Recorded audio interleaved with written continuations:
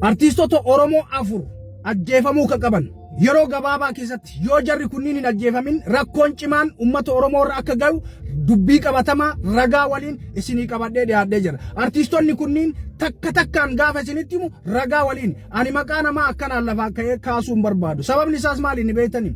Ani jibba namaa hin qabu.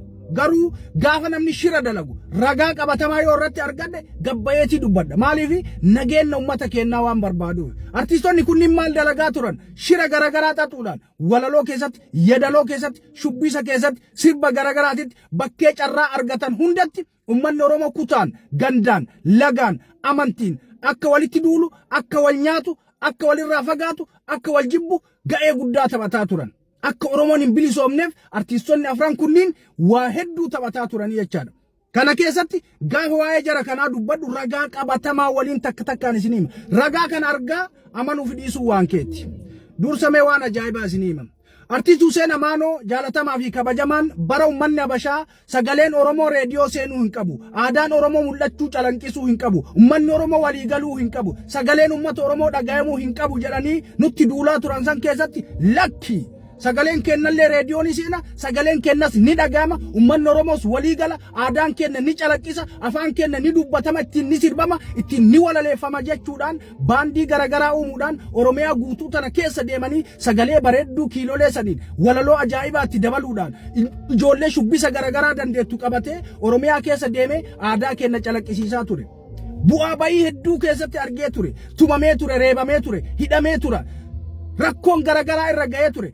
Gollee san keessatti gocha qabsoo guddaa godhe san keessatti bu'aa guddaa uummata Oromootiif buuse malee sumuna faayidaa takka keessaan arganne. Har'allee taaksiin deema, har'allee baasa eeggateetii deema. Nama kana silaa sadarkaa kanaan isa ga'uu hin qabnu. Nama kana bira dhaabbannee guddisuun dirqama keenya ture. Garuu nu taate malee Oromoo homa hundayyuu haa ta'u bu'aa bayii san hunda keessa dabree albama isaa torbaffaa eebbisiisuudhaaf guyyoota muraasa keessatti guyyaan itti qabamee as deemaa jira. Guyyaa kanatti artistoonni Oromoo kan biyya keessa jirtan, ijoolleen Oromoo kan biyyoota garagaraa keessa jirtan, artistii keenya cimaa fi jaallatamaa kan aadaa uummata Oromoo kutaa 11 bifa garagaraatiin shubbisee aadaa keenya ol fuudhe san bira dhaabachuun dirqama keenya ta'a, dirqama kiyya ta'a.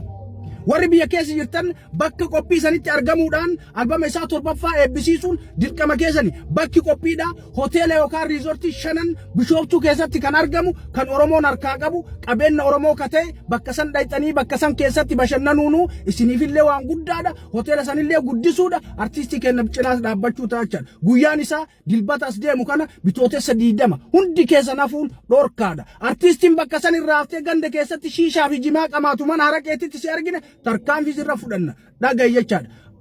Irraa hafuun dhorgaadha. Warri biyya alaa jirrus ga'ee keenya taphachuun dirqama keenya. Karaalee garagaraatiin artistii kana jireenya isaa jijjiiruun dirqama keenya, dirqama keeti. Artistoonni afran shira garagaraa xaxanii uummata Oromoo bittinneessan sunniin nuni takka takkaan siima.